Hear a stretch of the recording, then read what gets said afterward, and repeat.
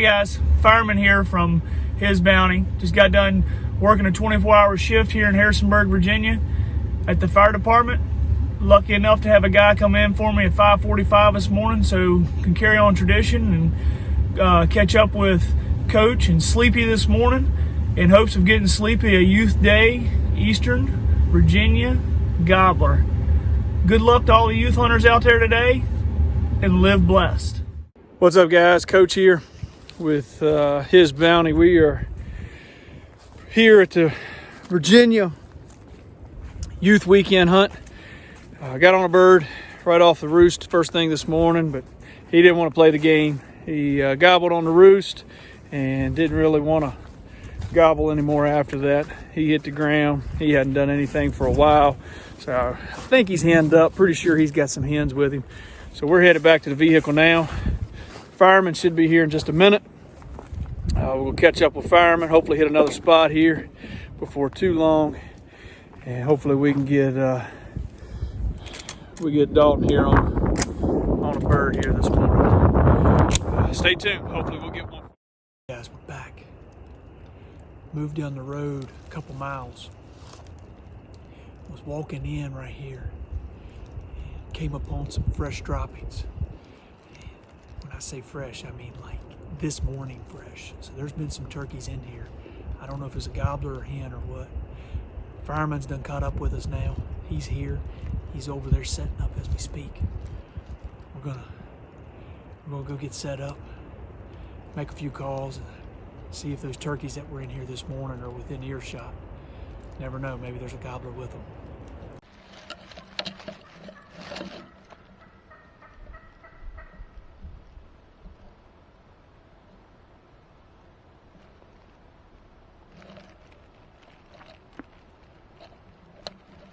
Went down to where the other bird was.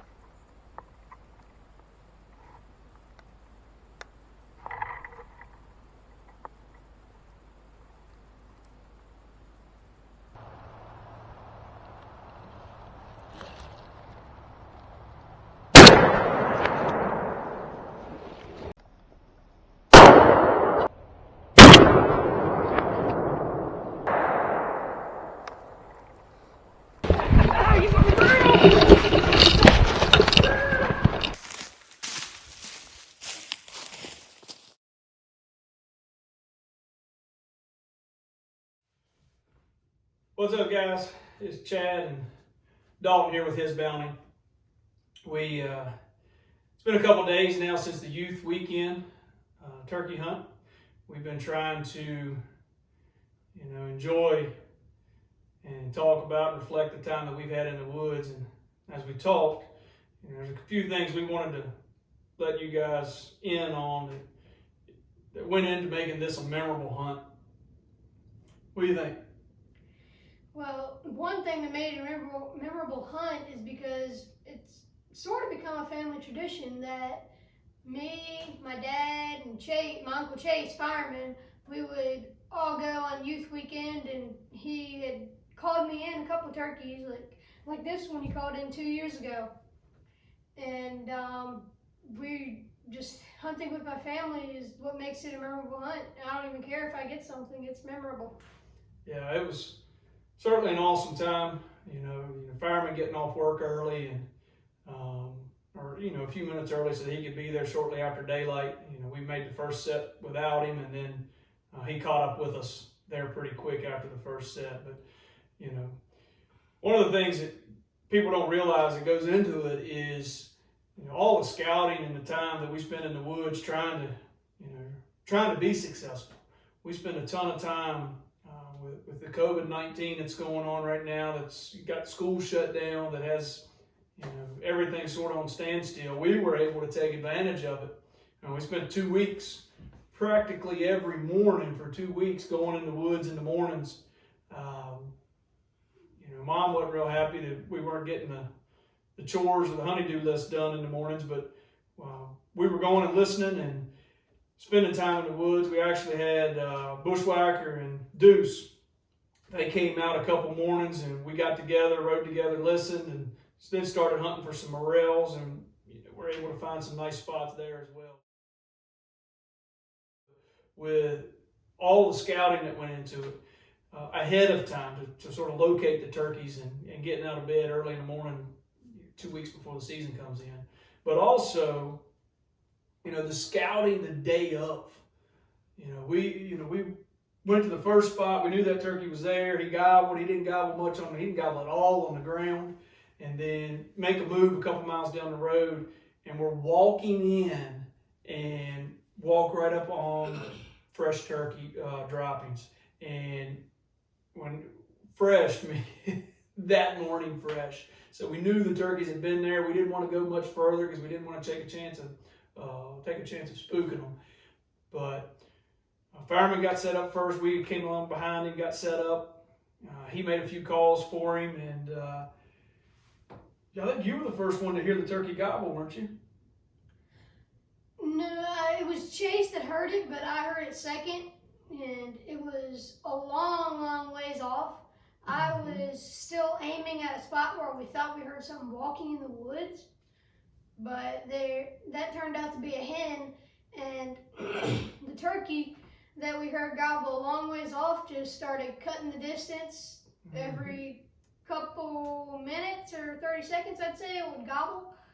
And I looked at my dad, and then I looked away, and then I looked back at the road because he told me that the turkey would be coming down the road, and I looked at the road, and I saw him just standing there in the middle of the road. What happened right before you saw him when he probably was just out of sight when he gobbled that last time? What did we find out was with that hen that we didn't know was there the whole time? Another gobbler. There was another gobbler that was with the hen that got to calling to us. And when the two turkeys got to where they could see each other, the one that he ended up killing gobbled, made the other one gobble. That bird had been there the whole time, and we had no clue. But another cool thing with that hunt is, hurt Mama's pocketbook a little bit, but your gun. We get the gun out of the gun cabinet, and it was a youth shotgun that he's been using the last couple of years. Well, when he threw it up, he's clearly outgrown it.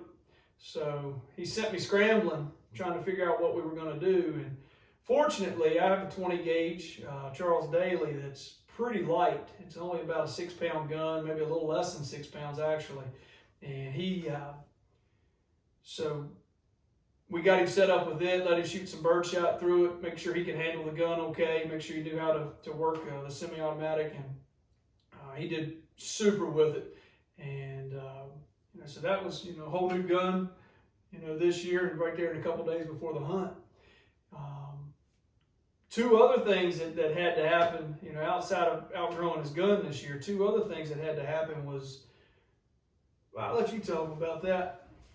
So we were scouting, and I was just reflecting back on what had happened so far this year. And I remembered that I had turned 12, and I asked him do I have to take a hunter safety? And I did. So after 2 days of work and just sitting there on the couch on my computer, figuring out the questions and taking the tests, I got my hunter safety certificate. Mm-hmm. And then a couple days later, he bought me my first hunting license, which is right here. And that gave me the ticket to go ahead and go hunt. Yeah, it was kind of frantic there because I knew it was going to take some time to get through the hunter safety course, and we were down to the crunch time. And I think it took him about 12 hours and 2 days. So while most kids are home not doing anything, Dalton was spending quite a bit of time actually studying. I don't know that they don't teach it here in Augusta County anymore, so you got to take it through a private class, or he was able to take it on an online class. So he spent about 12 hours and 2 days trying to go through all the modules and pass the tests. And then right before the night before the season came in, we got online and purchased his very first hunting license that he's ever had. So hopefully that'll be something he can hold on to and remember for the rest of his life. Being able to put a turkey with it.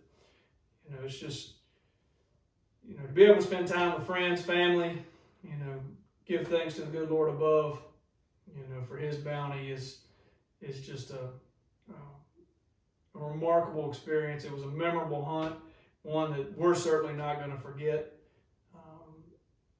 Every time that you get an opportunity to get out in the woods and do it, and do your best to live blessed.